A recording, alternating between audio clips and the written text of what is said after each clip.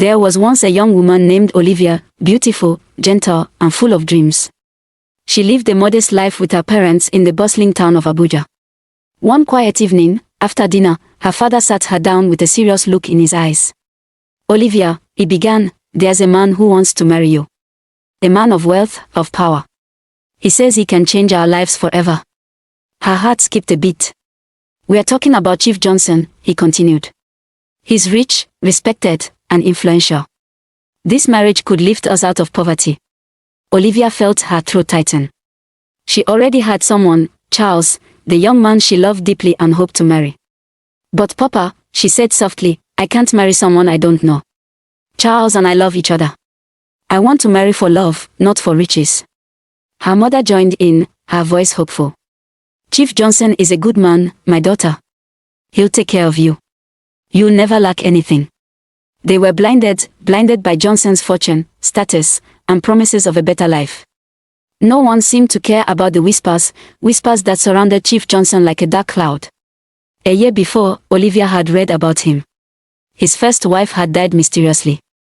No one asked questions. People only cared about his generosity, his donations, his support for local businesses. That was all that mattered. Still, Olivia's conscience battled with her heart. Her family was struggling. Could she really say no? With a heavy heart, she agreed, just to make them happy. But the moment she said yes, a dark feeling crept into her soul. It was as if she had stepped into a nightmare she might never wake from. The news spread fast. Olivia was to marry the great Chief Johnson. Her parents were celebrated. Other families envied them. Who wouldn't want their daughter to marry a man of such standing? Soon, preparations were made, and the traditional ceremony was held. Olivia was now the wife of Chief Johnson. That night, after the ceremony, Chief Johnson took her to his mansion, a massive estate on the outskirts of town. It wasn't just a house, it was a fortress. As he showed her around, pointing to the sitting room, the dining area, and the guest rooms, they arrived at the end of a dimly lit hallway. He stopped. A large, wooden door stood before them. His face turned cold, his voice suddenly sharp. "This room is off limits," he said, his eyes piercing into hers. "Never enter this room, Olivia. Do you understand?" Fear crept into her chest. "Yes," she replied quickly, her voice barely above a whisper. She couldn't stop wondering what was behind that door. Even stranger, for such a large house, there were no maids. Only the gateman. Cleaners came just once a week, hired from outside. Days passed. Then weeks. Olivia tried to adapt, to live a normal life. But Chief Johnson barely spoke to her. When he did, it was brief. Cold. He had his own room and slept there. He only came to her twice a week, on Mondays and Fridays. No affection. No emotion. Whether she was ready or not. The nights were the hardest. Alone. Silent. Empty. Everything in that mansion felt wrong. Unnatural. But Olivia had no idea, the nightmare was only beginning. The days grew longer inside Chief Johnson's mansion. And for Olivia, curiosity slowly turned into obsession. Every day, she wandered the vast, echoing halls, but her mind always drifted back to that door, the one Johnson had strictly forbidden her from opening. One afternoon, as sunlight streamed weakly through the high windows, she paused outside the door. A faint noise, like a whisper or a movement, drifted from within. She leaned in, heart pounding, straining to hear. But just then, footsteps. Heavy. Approaching. Olivia jumped back. At the end of the corridor stood Chief Johnson, his face dark with anger. "Olivia," his voice thundered, "I told you. That room is not for you." His words were sharp. Not a warning, but a threat. Then, without another word, he walked away, leaving her frozen, shaken to her core. That night, she couldn't sleep. What was behind that door? What was her husband hiding? She stared into the ceiling for hours, haunted by questions with no answers. One thing was clear, she wouldn't find peace until she discovered the truth. But her life inside that mansion was nothing like she had dreamed. She had hoped for love, for happiness, for a future.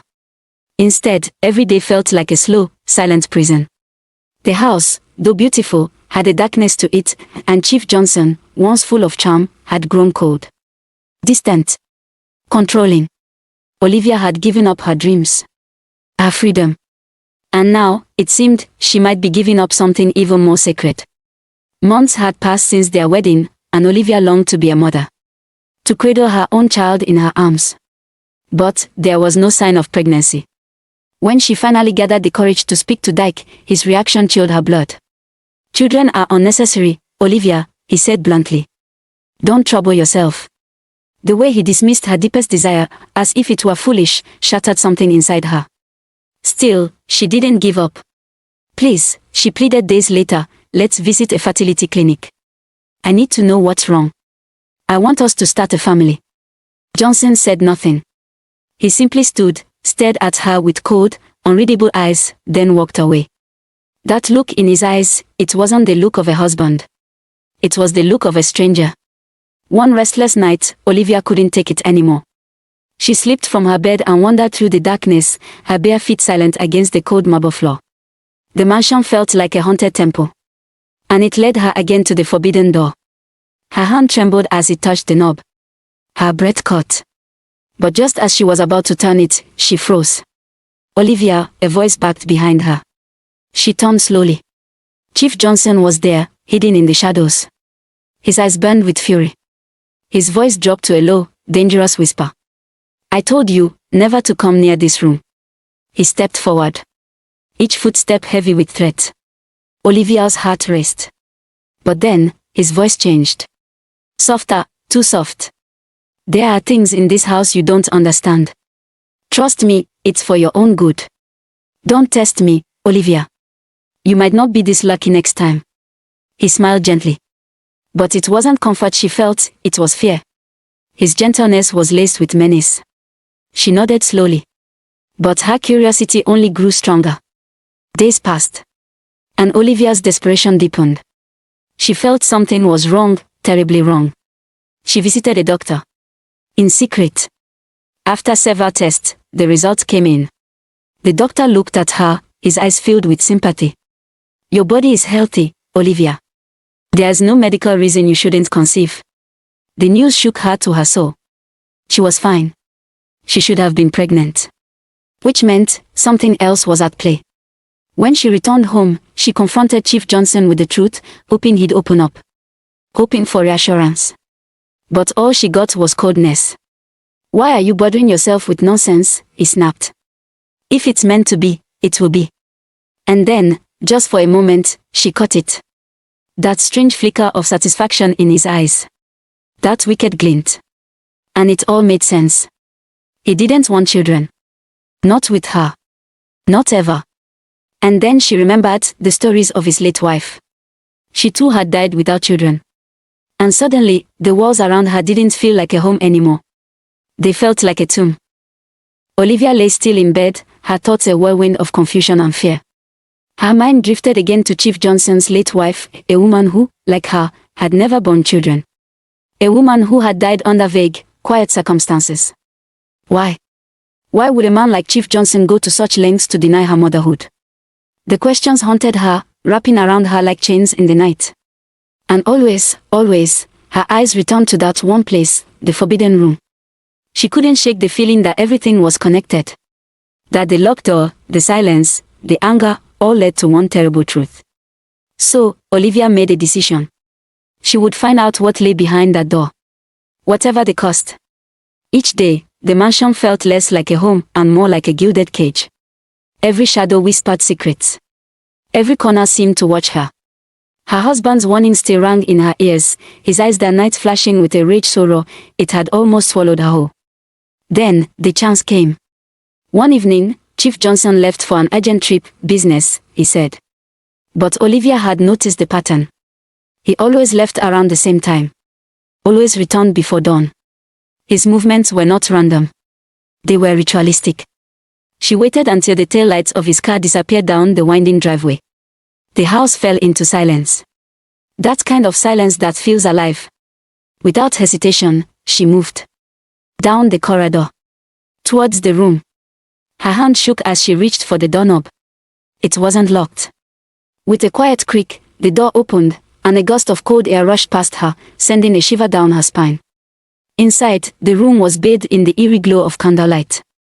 Dozens of candles flickered in strange patterns across the floor, casting shadows that moved like spirits on the walls. The air was thick, an overwhelming scent of herbs, and something else. Metallic. Unnatural. Her stomach turned. But she stepped forward. Then, she saw it. A wooden table in the center of the room. On it, a carved figure of a woman, bound in red and black strings. Encircled by incense. Surrounded by symbols. And then, carved into the wood of the table itself, was her name. Olivia Peters. She froze. Her entire body turned cold. This wasn't just any shrine. It was a place of dark power. A place of blood and secrets. A place where souls were bargained away. And she was at the center of it. He had been using her. Her womb wasn't barren. It had been claimed. Suddenly, everything made sense. His hatred for children. His anger. His control. He hadn't married her out of love. Or even companionship. He married her for rituals. Her womb had never been meant to carry life. It had been meant for sacrifice. As she stumbled back in horror, her foot hit something solid. A leather-bound book. She knelt. Opened it with trembling hands. Inside were pages filled with ancient symbols, illustration of horrific rituals, and one page that made her heart nearly stop. A ritual, drawn in chilling detail. A woman's womb. Marked as a vessel for immortal prosperity, this was it. This was the truth. He had tied her to a fate darker than death. Then, footsteps. Approaching. No. He was back. Olivia slammed the book shut and bolted from the room, her breath caught in her throat. She slipped into her bedroom just in time, diving under the covers, forcing her eyes shut. The door opened. She felt him enter. Felt his eyes on her. Standing. Watching. Waiting. She didn't move. Didn't dare breathe. And then, he turned away. Left. Only then did she release the breath she'd been holding. Tears spilled down her face. The truth had been uncovered, but it was a nightmare she could not wake up from. Olivia was not a wife. She was a pawn. A prisoner. And her husband was not a man. He was a monster. A ritualist cloaked in wealth and charm. Now, she knew. If she was going to survive, if she was ever going to escape, she would have to be smart. She would have to be dangerous. Because Chief Johnson would never let her go. Not willingly. For the next few days, Olivia wore a mask. She smiled when she needed to. Spoke only when spoken to. Pretended nothing had changed. But deep inside, fear lived in her bones. Chief Johnson had grown colder, harsher. He snapped at her over the smallest things. His gaze lingered a little too long, with a twisted smirk that chilled her to the core. Had he found out? Did he know she had entered the forbidden room? She couldn't tell. But the way he watched her now, it felt like she was being haunted. The image of the shrine, the carved figure, her name etched into that cursed table, haunted her waking moments. She knew then, she couldn't stay. She had to get out. But escape wouldn't be easy. Johnson controlled everything. Even her request to visit her family was denied. "They'll distract you," he had said flatly. "You belong here now." Even phone calls were limited. Monitored. Sanitized. She couldn't speak freely, not to her mother, not to anyone. One morning, she tried a new tactic. "May I go to town, just to shop?" she asked. Johnson turned, slowly, eyes sharp like broken glass. "What could you possibly need that isn't already here?" he asked. "You live like a queen, my dear wife. And if you need anything, I'll have it brought to you." The next time he left, just after midnight, as always, Olivia made her move. She rushed to the gatehouse and approached Stephen, the stern-faced gateman. "Please, open the gate for me," she whispered. "I need to get something urgently from the store in town." But Stephen didn't budge. "I'm sorry, madam. Oga said no one opens this gate unless he says so." That night, she returned to her room with tears pouring freely down her face. A prisoner. That's what she was now. The days crawled by. Johnson kept leaving at night, returning at dawn, exhausted, but satisfied. His eyes darker. His aura heavier. One evening, as he buttoned his shirt in preparation to leave, Olivia couldn't hold back anymore. "Where do you go every night, Johnson?" He didn't even look at her. Curiosity, is dangerous, Olivia," he said coldly. "Be a good wife and mind your place." He walked out, leaving her heart pounding with dread. But his words only fueled her resolve. She began watching Stephen closely. The gate never opened unless Johnson was going out. It was always locked with a heavy padlock. Stephen never left his post, not even to eat. Johnson had made sure Olivia never had the chance to befriend him. She couldn't even offer him water, let alone food. One morning, her phone buzzed, her mother. She answered with a trembling voice, trying to sound normal. "My daughter," her mother cheered. "That husband of yours is truly sent by God. He sent us 20 million naira this morning. You must honor that man, Olivia. Be obedient. He's a blessing to this family." Olivia forced a smile. "Okay, Mama," she said weakly before hanging up. If only her mother knew the real price of that money. Still, she tried. For 2 nights after Johnson left, she visited Stephen again. Tried to make conversation. Tried to be kind. But Stephen was stone. He wouldn't even look at her. She gave up. But the next morning, something was wrong. Her phone was missing. She searched the room frantically, her heart beating like a drum. Then the door creaked open. Johnson stepped in, his face a thundercloud. "Looking for your phone?" he asked, voice low and dangerous. "Don't bother. I took it. You don't need it anymore. You belong to me, Olivia. You go nowhere." He turned and walked out. She chased after him, desperate. "Please, Johnson, please let me go. I won't tell anyone." He laughed. A wicked, slow laugh. "That will only happen in your dreams." By afternoon, 2 strange men arrived at the mansion. They moved silently, professionally, installing CCTV cameras in every corner of the house. Every hallway. Every room. Olivia stood there, numb. She was no longer just a prisoner. She was watched. Controlled. Trapped.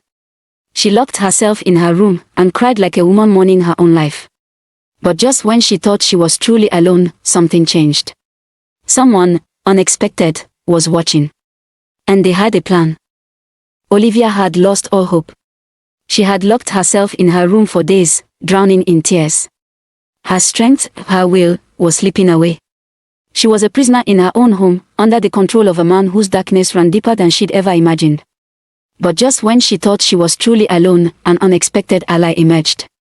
It was one evening, just after Chief Johnson had left the house, as he always did. Olivia stood on the balcony, lost in thought, when she noticed something strange. Stephen, the silent, ever-present gateman, was signaling to her. She hesitated, her heart pounding. But something about his eyes felt different, gentler, honest. She went downstairs to meet him. His voice trembled as he spoke. "Madam, I don't mean to scare you. But I've been with Oga for years. I've seen things no human should see. I swore loyalty to him, but I can't, not anymore. I won't stand by and watch another innocent soul be destroyed." Olivia's eyes widened. "I know you've been trying to escape," he continued. "I want to help you." "But, the CCTV," she asked, voice barely a whisper. "I've taken care of it," he replied firmly. "But you must be careful. Stay away from the forbidden room. If he ever finds you there again, he won't hesitate. That's how he killed his ex-wife." Olivia's blood ran cold. So, the rumors weren't just whispers in the dark. Chief Johnson's first wife hadn't died of illness, he had taken her life. And that could have been her. She thanked Stephen with a voice full of fear and gratitude, and slipped quietly back into the mansion. For the first time in weeks, she felt a flicker of hope. From that day, Stephen became her silent strength. A reminder that she was not alone. A week passed. Then, one evening, as Olivia strolled through the compound pretending all was well, Stephen brushed past her and slipped something into her hand. A note. She opened it later in her room, heart pounding. "Tonight. Midnight. Back gate. Leave everything behind." Her hands shook.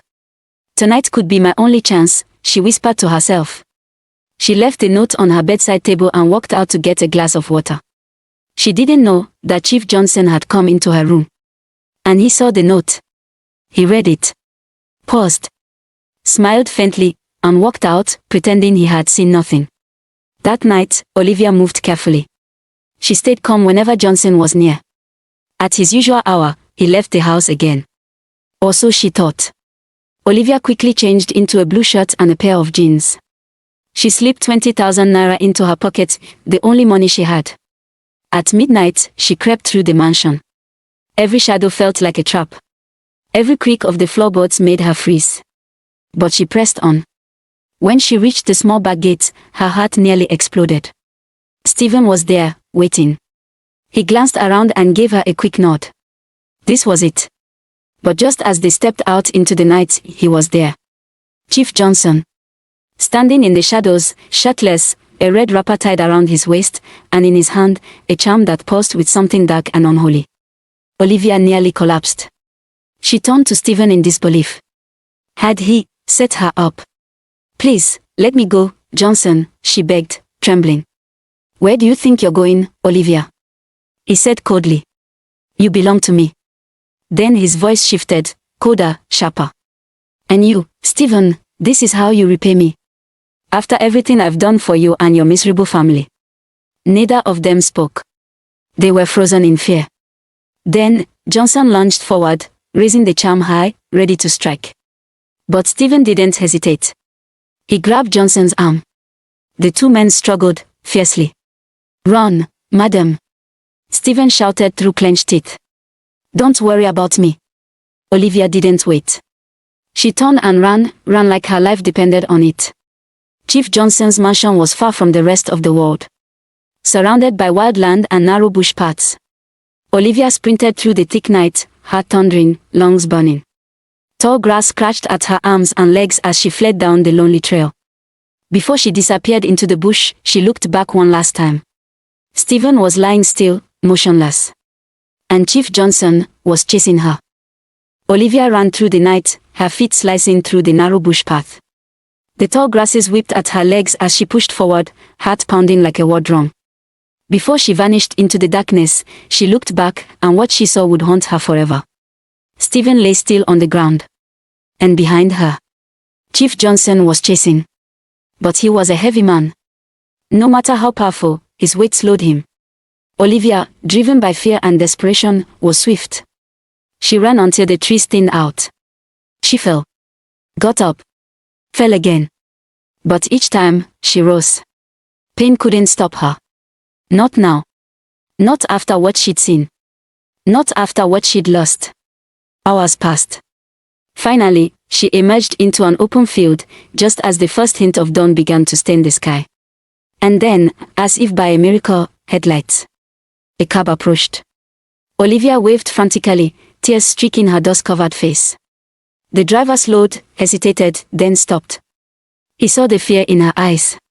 He knew this was no ordinary passenger. Please, she said, panting. I need to get away, far away. The driver didn't ask questions. He opened the door, and she climbed in. He drove. For hours, in silence. Olivia sat quietly, staring out the window. Her eyes were heavy, but her mind wouldn't rest. Tears rolled down her cheeks. Thank you, Stephen, she whispered. You gave your life for my freedom. The memory of his body, still and cold, flashed again before her. She closed her eyes, hoping to forget. But some images never fade.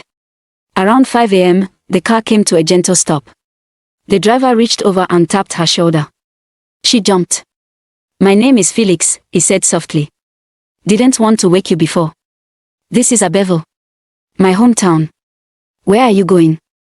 Olivia looked at him, lost, broken. I don't know, she whispered. I just needed to escape. My husband will search for me. I can't go home. I have no phone, no one. Felix nodded slowly. This is as far as I can go, madam. I'm truly sorry. She thanked him, stepped out of the vehicle, and stood there, alone. The village was quiet. Peaceful. But Olivia felt no peace. She began to walk. She needed help. Protection. Maybe, someone here understood the spiritual forces she was up against. A healer, a wise elder, someone who could stand against Chief Johnson's dark powers. As she wandered through the village, voices buzzed around her. Then, suddenly, you there. Stop. She froze. A woman in her 60s approached her slowly. You look lost, my dear, she said, her tone now calm, motherly. Olivia nodded. I'm just passing through. I need to find someone. A healer. The woman raised an eyebrow, intrigued. A healer? What are you running from, child? Olivia hesitated. Then spoke from the heart. I need protection from a man who won't let me go.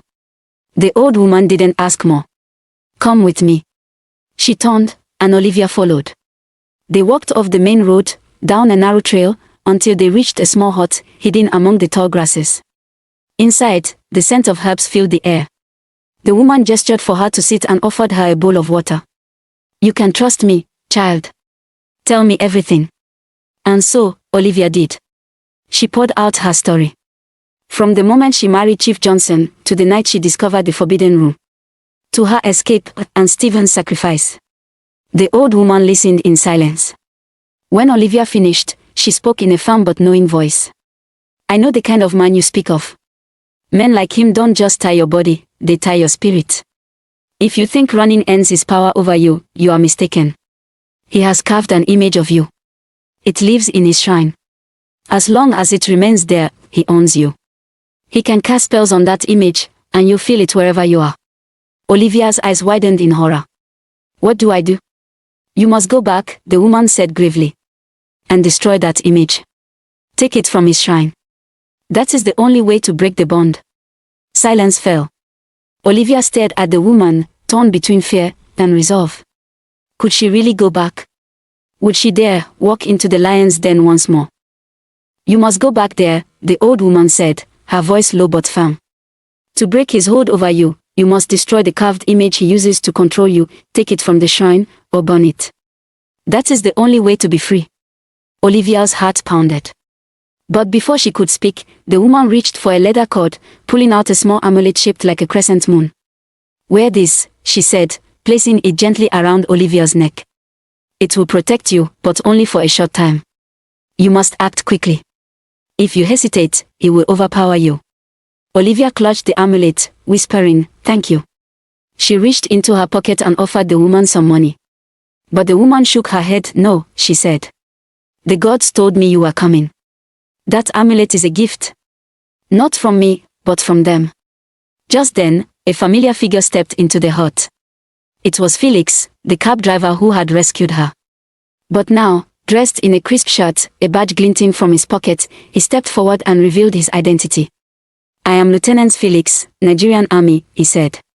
He had overheard her story from outside the hut, and he was ready to help. He called his command post, filing an urgent report about one Chief Johnson, a man suspected of multiple ritual killings. The very next morning, they returned to Abuja.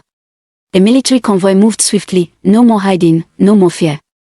Chief Johnson's mansion was surrounded. He was arrested without resistance. And then, with trembling hands and a heart filled with purpose, Olivia entered the forbidden room. There it was. Her carved image. She took it outside and set it on fire. The flames rose. And in that moment, the spiritual chains that bound her were broken. Chief Johnson confessed to the unthinkable, his involvement in rituals, blood sacrifices, and the murder of his own wife. The mansion was sealed by the government. His empire crumbled. And the news?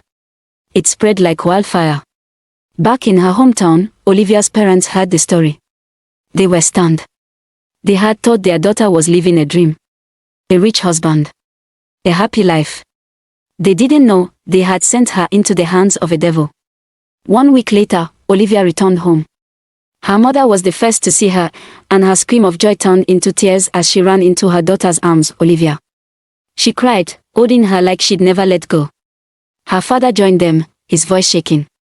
They sat down, and Olivia told them everything. The lies. The secrets. The shrine. The escape. Silence. And then, her father spoke. We were blind, he said. We saw wealth, and ignored your cries. We thought we were doing right by you, but we were wrong. We failed you, my daughter. Please, forgive us. Her mother wiped her eyes, whispering through sobs, we only wanted a good life for you. But we didn't see the danger. We didn't listen to you. Please, Nene, forgive us. Olivia looked into their eyes, raw with regret. I forgive you, she said softly. But let this be a lesson. Not all that glitters is gold. Peace is more valuable than riches. I hope my story reminds you of that. She stayed with them for a while. But soon, she returned to a new beginning. Lieutenant Felix had found her a house, a job, and enrolled her in weekend school. Olivia started over. From nothing, she rose. One night, she had a dream. Stephen appeared. His voice was calm, his eyes kind. I got what I deserved, he said. I watched Johnson do terrible things, and stayed silent. Don't feel guilty. I paid my own price. Move on. Be happy. She woke with tears on her face, but peace in her heart. And every year, on the same date, Olivia lit a candle. For Stephen. The man who gave his life so she could have hers. She studied. Graduated. Became a woman of influence. And never forgot the path that brought her there.